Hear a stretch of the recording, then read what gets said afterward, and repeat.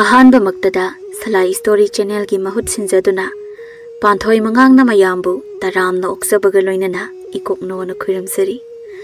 Ngasi su mayam gidamakta nungairaba Funga wari ama puduna lakjare. Wari asigi mamingna Ayokpa macha Lamja sara. Wari asibu ibirakpana Athouba Meetei. Hauzik mayam gi maphamda wari asi kudol tamzari mayam punna taminarasi. Thadoido namidang wairamdo kainoma yengli uthakta aduga nungna amuk su thomli. Thadoido nungdum ama amuk khullaga yongsa kaksida amuk thai. Nungdum do kaksida pandabi migi imung lomda paisanki. Asomda hanubi ama kanna lauki. Thadoido machin melaga satlauna pakthai.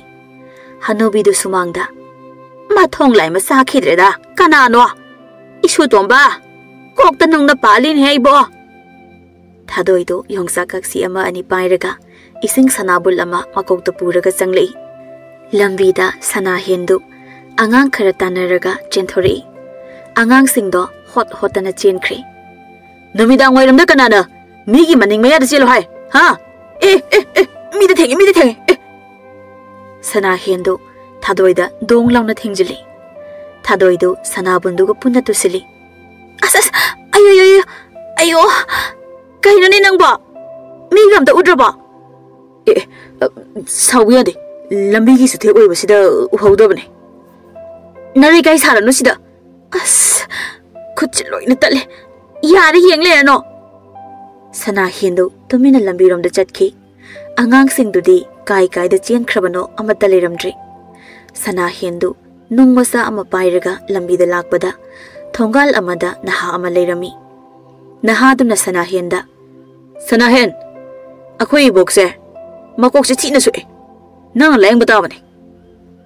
Sana hendu ingangakna ha ai di kai di selna kari gi yengdoi ba nang na nungna tharadi nang leng tare aina nungna thaya bai bokta. Nahado sana hena wangang lingai khubak na baklang na thajin ki mamaida. Sana hen magi maraido yana jikthali I tare. Sana hendu machin bandu pairaga mapi ira chena nahaduda mapukning yam nungsina tolaba mi amagum yengli. Aduga somda thadoida sanabundu pairaga moi anina tawnaribadu yenglaga leiri. Lamja sara se khubak amuk zarabra aigi haktakta. Ngai haki matungni thadoida sana hengi maningda sanglapna adum inarakli. Thadoina sana hengi maningdagi nongdo aina thabane ta sana hen yongsa kaksida thombada sauno ai hayeng phajana sengdo age nongaiti. Sana hendo thadoigi mangda chana hayrano aina du malasano ta sana hen khumda bit am chakrene mana nongdum bai basida mana oira boy khalabazani langambana. Ayukni ibom sadu yumda parap sanglei. Hey tabro lebak le ini ahan bido sire haine aikoi sana hendu tumba hawlo hayo. Lebak leidu sangoirom dagi ini ahan bi leitre haba nungai teda nungai taba nate aikoi bungona nungna tharamena haina hori kariba aikoi bungona nungna thombane haba. Somda thadoidu mayumda aibo khangnirakdi kamai tawne miga uhobo yawbazala khanglidi ta sana hen khaktane. Thadoigi mama sana reidu ngang duna changlei sibabu yaraba hanida sahi jam hele ibema law asi bahanglusi phi selo. Hauzik sana hendo leikhidраbi ahanbigi yumgi sumangda tamina family purit sulitte sana hendo inkrabasida langambadu sai amaga pairaga sana hengi manakta koisa chali. Ahal amana yari ibungo chaina mari manga su kankre ibungo sana hen ba hauzik mayamna hainari basi nangba khundagi tangthokpa natragana mihatman law sangam ama imungda hanjin ba haiba warepsini lawgodori basi. Langambagi mane leisabi tababina mayamda wafam amata langamba chaidu thamo Kay thamduno nine. Phuki doba yawali banina. Yare, ama ani kalaga chaido thamkro. Langambana magi saido sana henda set launa masing khangdan amu kansali. Mayamdo karimata hainadi. Tumina yenglaga lainai. Tanjadu thadoido mamaga changlakpa mapachai. Langambana sana henda phubado. Sana hendo tasilaga tumina famlaga mapi tap tari. Ibom saga leibak leigado sana henbu kanbadi ngamjada. Machin bandu khumlaga kapli machi amada famlaga. Thadoido sana hengi mataudu ubada. Phusu phubira mali ni langambana. Ikaibana loiramani. Ahibu mangwanda kari hairaga sengdokani. Ibema sengdokpagi matam henkre. Tumina adum leirasi. Phibam se yam lure. Oh, angang se saifam naina. Kaya thina phubire. Phuri sulikti nei be masana hense. Manangan se saifam naina phubire ne. Ima kaisu leitaba wa amana. Asuk yamna wa zawthorakani di ai khalude. Ai ma bu kaninge ima. Ma nai bu kan biri se kahigino khangde ima. Sanare ga thadoi ga da sana henda yam nungai tana yenglaga changlakli. Sana hendu phuri sulite. Ingkraba ayuktuda tasilaga phamna thadoida. Sholaba pambai leizadraba amagi mityengda mapi iral chena yenglamlaga tumina amuk paktheki. Thadoido ngasidi khangle mana lamja sara oirambagi achauba maram. Minung si zawbana thallaba thamoiduna mahak lamja sara oirambani haiba. Thadoido mayumda kapli. Ima ta sana hendo khundagi tanthopagi wado akhoi paloida tawbidanaba khara haibisira. Napando wari sakisi. Ima nungdo aina thabani su hairamge ai. Madu yararoi bema. Madugi saru ibungodo kannaba honasi. Lanjadaba mida mara langzinba haibase madugi mahai aikhoida phattaba phangani. Pangsano ima.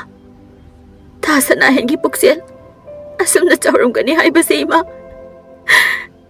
Ai ngasidi yamni gamlakri ima. Ima ipal hoida thuna sase. Ibom sagi yomdani sana hendu mapi yomli. Ibom saga leibak legado kapli leibak leina. Ima gi bungo. Long masisi pikrasi. Napa ase kapli ni ima gi bungo nangbo. Ima laudu thamse. Bazi. Aidi bazi na pokpa nati. Ima na su pokpa nati. Mama mapa asengba natabagi manakta leibadubu lamja sara haina kaunabani ima. Lamja sara haibadi kana leitraba haibani. Kana leitraba mi amabu kana na nuksigani. Nuksidabagini. Ngasi aina imaga baziga thadokta sakadaise. Moi mapa kanadi phiyomsi. Aduga aikhoi puna sakrasi. Aidi isaga kaina bangamloi. Poktabi mama lebak leina hairakpani ibom sana. Lanjadaba hisase. Mi kannabu honabada. Masin si phosin khreisase. Kanadi puna sakrasi aikhoi. Jaru singse. San gari da hapchilaga. San gi machinjak su hensi. Sana henwana fana hairabasu ahal anidu masagi wa lauda mafi yomkre. Imungi potre loina yomkre. San gari da loina hapkatkre. Sana henbase kana leitraba misak amadi nate. Mahak ina kairak yamna khunba imung amagi machani. Aduga kari maramgi sana henbu ahal anigi manakta leiramlibano haibado waribu tabiribasingda wahang amadi soidana oiramgani. Masibu wakan tahanjarake wari lijariba aina. Sana hendo khul thadoklaga chatkre tabada thadoidu thamoi phajana kairami. Thadoidu ipalgi manakta mamaga hathu lai. Ima aina khara thuna jase haiba natro. Napando namidang wairam laini hairakpagini bema. Nangna horen nungdo nangna thabane kaina haidorakpa yaroi ko laula khongyang. Mama masando ipalgi manakta phamli thadoina. Ipal moina lopirabadi midi tanthokle haina daine. aduga lawsa lawba mi su tan badudi karigino isana lamja saradugi adu wari bade nati nangu na haduga lona nungsi mariga leinabraba ha aba adugi nati itai agang do khul thadokpada ta ibom saga inamaga do inakraba male yoksaba masado yaudana ahal aniduna karamna hingani itai ai langambaga wari shaki mi tanthoke hairagana low pidaba taba asumna wari sharki nate ipal low piko mi ti tanthok piga no haibiyo natrabadi aigi punsida ningamdaba mahi amadi adum phangduna lehoragani ipal ibema isadi karige ningam hoidoriba nate nangbo lamja sarada kari lalurage haba thadoida mamada yenglaga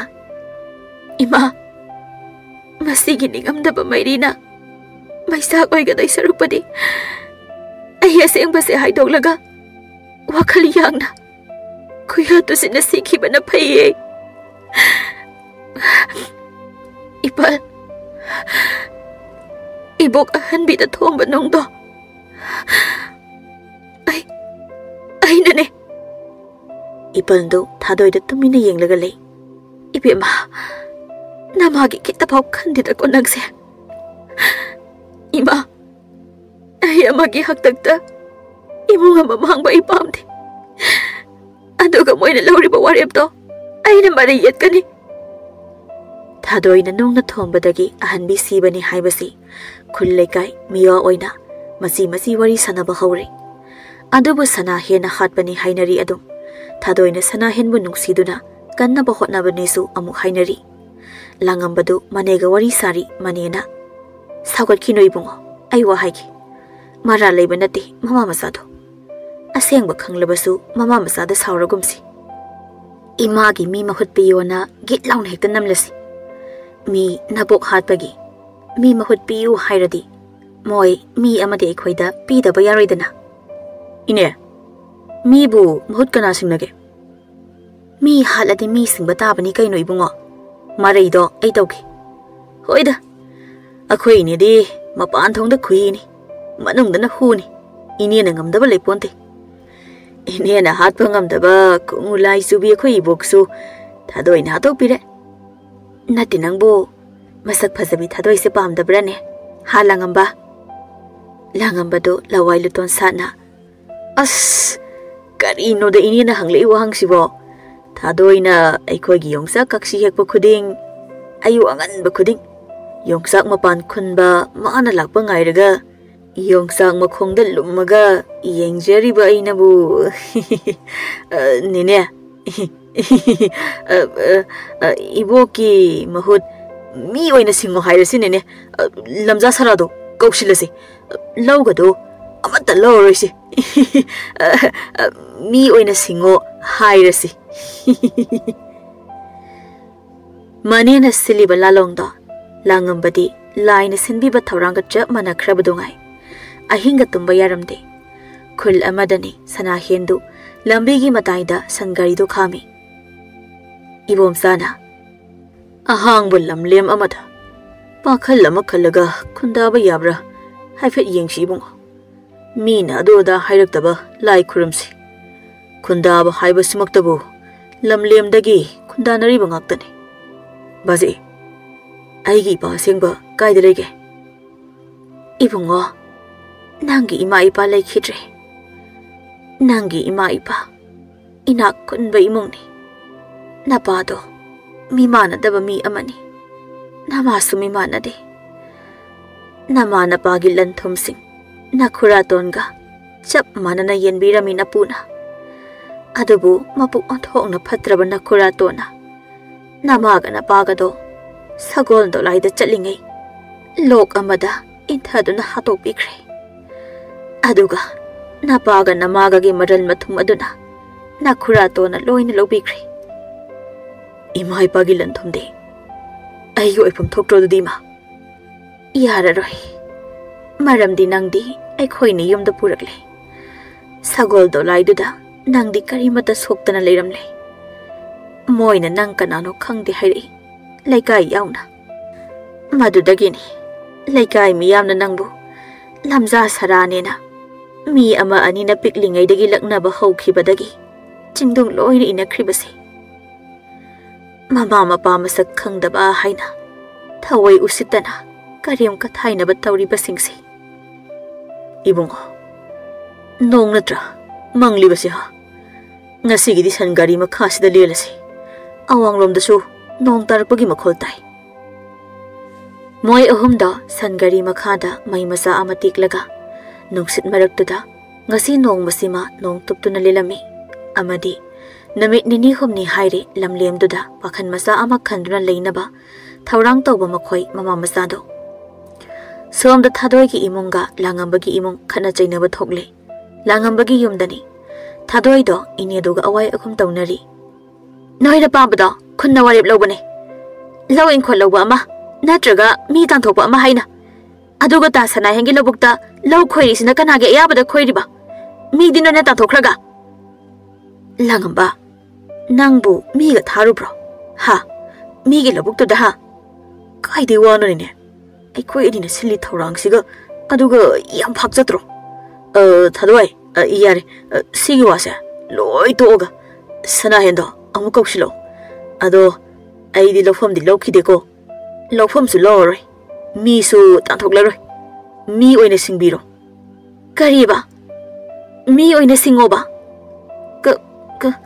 kari no hari sibo mi oina singo hari sibo ibo mi bo singnabra ne thadoi ai khoi bungona hairi se nang sidadi wakhal tararoi yengo ai khoi bungogi momon minok sida yauriba magi apamba se sanari du sangai ibema law yumda hansi nang bo ingon daga kari mata hairam driba dubo inama hauzik di khoi imasu kanana hatpano do loina khanglamina lotana senbaga yararoi ko adoi saru malom thamna danaba ngai sen oininge aidi inama ibema yamda sa silaw lao thadoi du mama na chinglaga puki thadoi da inega langambaga da khana tung handuna yenglaga chatki namit kharani hawkre adubu ahan bisi bagi irangdi hena kan khalakli ibom sagi labuktani thangjambado naha ama ani thadolaga langol thadaduna law khoihali aduga inega langambaga do thangjambagi manakta tumine yam kina lepli thangjambana masigi lofamse thadoklo hairadi lofam amadi ai bibadai natraga nama hatpagi cherak nama na sana phangningbro ha ibema nang natro ine ahan bigi makokta phana thongkhibado aduga migi masadu da karigi taina saliba ha yam sati iba nama na sani ne noy ani sha ibungo nangi nama nangi napa pupuna boktubu hekta hatpa ngamine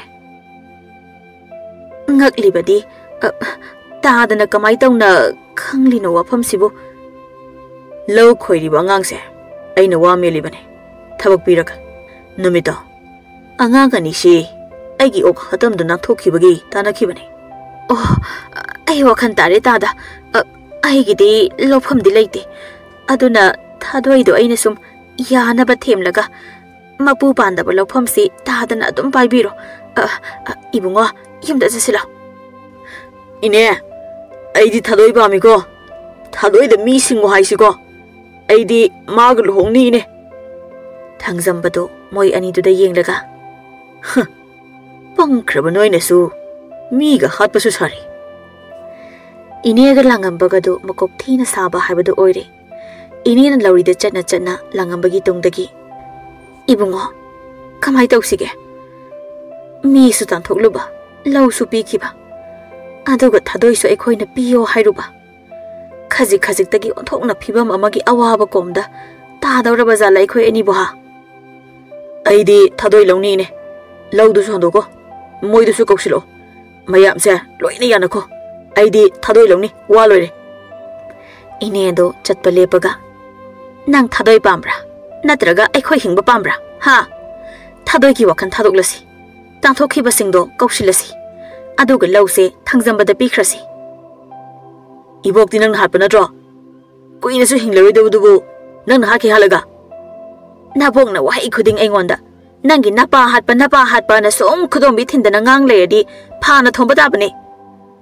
Ini na buhale habani kayo no. Adu habada kay sawning ay lige.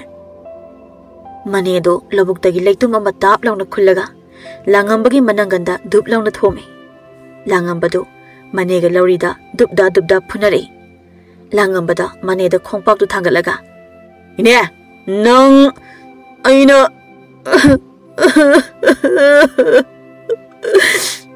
iya nang kau ge aina ha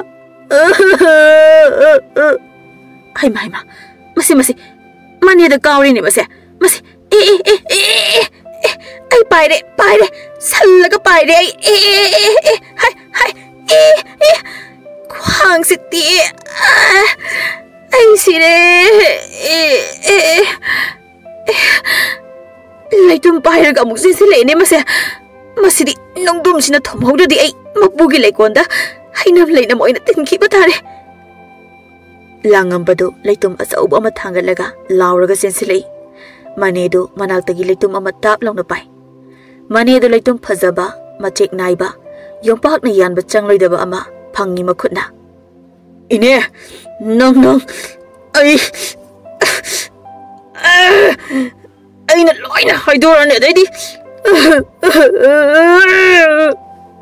hera namana papo aina loi ha kari bani ne nang hauji hagi tarumbodo ha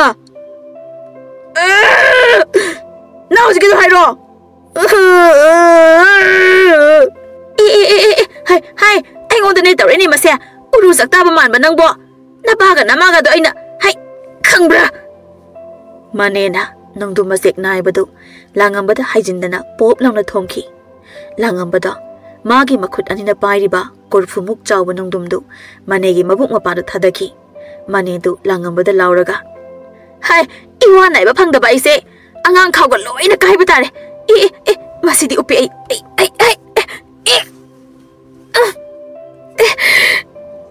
nongdum sidi ai ki khwang ba pa da takhre dana Langambasu manena mamai da laytum na thomlambagi mamai du pairaga kanna lauraga longna taki ai ki mai kai dine ai ki mai kai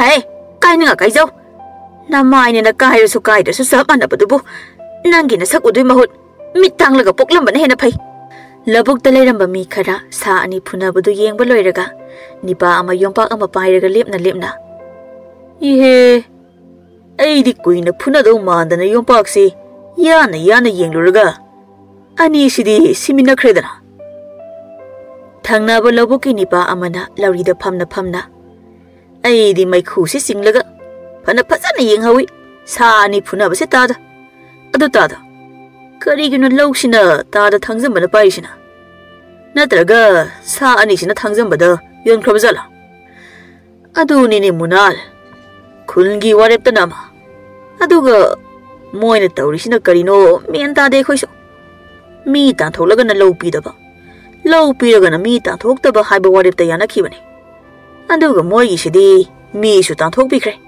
lawsi su lawsile ai di masigi matang se marei tawni ba munal apa minate haina bado chumdori masigi langambagi manesi akhoi dawna hairambado chumdori ra khangakri tada langambagi manese mi hat pane kaina hairambado langambagi mamaga mapaga do nga phafam khongbangi leikhom da masado upsilaga loina siraga leirami hairami mayamna di halani do lai ongnabani haina ki hai ado akhoi dawna di manesiga punna isit phamda urami aduga namidang mamli bada mani esi matomda ka ki hai ayuk halani do khongbalda siraga leirambani hai ai di khangdine nangi wari dumuna hat bu hanare si bu sinare moi mu manu masel hatok na jabani ekho yawda lor tada patta ba mi hai base cheksin da bayade imong dagi lekai yorok dawrin kai shu yawrida thaina gi wabu ai di ipalama susat kadabani ai di karamani Nangdi lehokidera hamuna. Tada ing hak lehoki. Mama mapa leitraba kana amabu. Minung si sauna yokpiriba halani da. Makhoina simak tawbasidi. Munaldo matomta thangzambada yenglaga. Leikai sibu. Ekhoi sibu. Moi mane masa sigi. Mawa chapadu ngairine. Khul sisu wa amata ngangdi. Tumina dam leinine. Ngasidi aisu ai thainagi idu laki tawise. Masina phaba karisu purakti na sum uchi anaba sarga leibasida naw jawo yawrini lekaise. Oh, phare phare. Adu wedi ai ngasidi hekta horake. Munaldo thangzambagi manakta changli yompak ama pairaga. Munana changlakpadada sampot khoiriba naha anidu ipapa khatna naha amana. Korino khura munal sina somdala isina. Yaimana. Munal haidi mala akedore habani da. Ida noidi yum honglokpa chahi manga phadribane. Adu kaidoroge aise. Aikhoi su leikai da mi halubagi leikai na tanthorokpa mine. Aiga khura thangzambaga se mi halabane. Yam sathiba mine. Aduga sida amuk tawba ngamna leisine. Oh, phare phare. Noi sathiba ngakta ek thengnaro dudi. Hoida chumna sum lakpa oirambasu yaida. Aidi noigi nanakta sungchang changloi. Aidi yam ki munal se. Munaldo yompak tu pairaga thangzambagi manakta changli. Dada, lofam se moi khurai bom jagi natro. Thangzambadu pisum oidu thekalap. Aina payani lofam se. Oh, mamal kya leino. Akhoi khurai bom zadage. Leibinate yenaraga lobani. Kanadagi yenaraga loriba. Leikhiraba ahan bigi imung dagini. Kaidarogene. Nangna do kupthana lopu sana hanglibadu naina. Ta adana kari maramgi lawri no hangjawani lofam se. Mapu se khurai bom jane. Mapu leina leina atopa amana moi leitre na lofam amabu hekta sisinaba yabrani dada. Hey, madunangi na thonate. Moi ga yanaraga aina sisinabane. Moi haidi kana. Madu hekta yabrane. Mi su tanthokpa lofam su loba. Khungi warepti mi halpa tanthokpa natraga lofam piba haiba waremni. Tanakhiba ofam do. Ai hoji khunda wa thangakane. Hera mutu sonamida angam tanbadi munala ilengai oithokpa yaroi.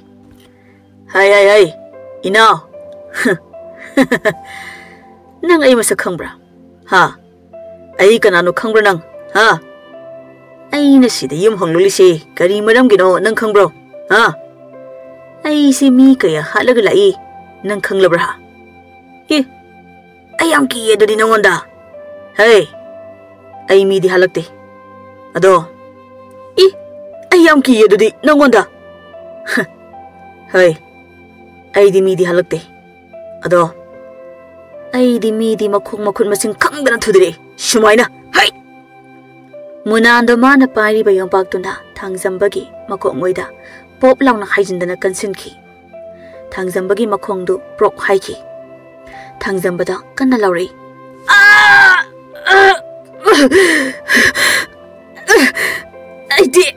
Aidi.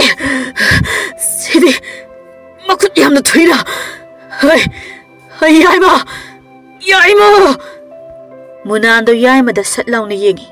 Somda laurang suramba thangzambagi naha yaima du yompak tu thangatlaga lauraga sensilei. Masidi yompak sin hekta langsin khrageda. Yaima na hulakpa yompak ta munana satlauna hai singa leithoklura male. Yaimagi yompak tu thangzambagi makokta pop launa thomki. Thangzambadu ik hairaga tumi leiki. Hauzik munando yaimadu labuk lamyaida kanna totli. Ming kadi yaima kaina. Aduga makhong makhusina amom gingakta pasilaga mi halika kaidana. Munana labuk tuda thangzambaga yaimaga khaknatana. Ngasaidagi wanthaduna taduna leiriba langambaga manega dusu haudoklaga tab taba makai phurami. Munana thangzambagi makhong thudekba mi phubagi wari lekai khundana tana khul kayagi miwa oirami. Kaithyaldagi hauraga mi ani ahumbu pullaba ahanbi sibagi warina chaksa haijanaba phau wari nungai halami. Chaksa haijanaba masel phauba phunaba kaya yaurami. Wari nungai mandana. Nong manamidang ama sana hena leiriba lamlen sangduda naha khara sagol thawjilei naha amana. mi amata leitine mafamside moi mama masadi kari charaga karam hain hinglam doiba haton jaw itaw maira do machu khatpiu aikhoi sana hindi mi yam ngamjadabane mi yamna karim nabi bagi watane yum sibu mi leibro arapada ibom sadu sana henga mamaga pan taliba mali charumai tharaga ibom sana thangnaba khungi mi oidoribra ibungo sida su leiba yaroi hairak toriba jala ima baje mafam ama amuk hongnaba torsi pansi matang tanba loijakhige haijaraga moida hayeng ayuk phawbada panse tanba loijage haijasi moida masina ikhoigi saki mahut sinjabani haijasi moi ahumda thamo amamamda pan khara khara hapaga inkhondagi thoglei amama maraktagi sana hena laptakna kana oibirabano tonjau du mana pairakpa mainam ama chukhatlaga sana hena tra mane kana oibirabano is sana hen kaino toramli baside khaton idomja karino noiba chaka amata chadrabu tobiri basibo nasa singdugo naha singduna yengbada sana hen ibomsa amadi lebak leidu mayang yam kangsinda onthokna yengba nungaitana leiramli moi naha ahumdu sana hengi khangpok sangda phamli ido sana lambida thonga sana ba purak pachingni domsa se ngasi namidang puk thanba thandaba punna chaminaraga hayeng ayukdo khunda hanaba toksi leibak leidu chengdu pairaga nokningdana nokli Kuireda cheng kasi ukidaba moi mapa chakado chakidaba kuire ko naha ahumdo mapi tai thokni ibom sadu kapna nongmi ai gi isadi laandabani da isadi thamoi sengbani kathok bahibani nauna mama pa kaina bangam baisani sana hena isili naw singna lakbabu kari maram leibage thoibana maram haibu itawna hanbidu hatpa natre haibasimadi khangle thadoina hatli hate haibadugi marai kanna yenari adugi mara leitabana khoibu khunda mu koksin bahaina warep naraga nakhoibu thijarakli bane chayol ama hairakle khoina nakhoibu thirakpa ima bazi ai khoibu yumda hankhisi hairibra isadi thamoi chambani do isami hate haibadu khak miyamda thangai sengdoklamlaga amuk halaksi ibungo sa isa lande ko aigi isadi thamoi sengbani mi ngamjadabani kathokpana magi masarukni madam sida hinge hairabadi mi chamba yade haibase noidi khangna chaluko isasa phare ngasi namidang sima leiba nungaitaba nonganba phawba tangdi punna leiminarasi mafamsida kari maramdagi thangjambagi makhong munana thudeklibano haibagi maramga ahanbi sibagi maramga manega langambaga phunabagi maramga hauzik munana mari loina tawrakle thaburai ipandu magi nupida munandi aranba yadaba angangni mama nupi amakhakna namthak tawramedana nupi amata thajau yadraba thamoi sengba angangni magi mangau thibasina mina mabu ki hangoibani magi mi leitabani adubu ngasisu munalgi matau tamjabana ha kaya ama maga loinaribani mana haibada yaradoba na ha kaya leihauna thangjambana ibomsagi lofam pairamlido madu hana amukta noi koksung sinau mapa mi su tanthokpa lofam su lauba aduga kari haujikna manega langambaga phunari-duna kari hairiba langambana thadoi oina maboki mahut singu hairi-duna kari karamba mirono moi se aiki ko moi mapa mi bo kanana singnage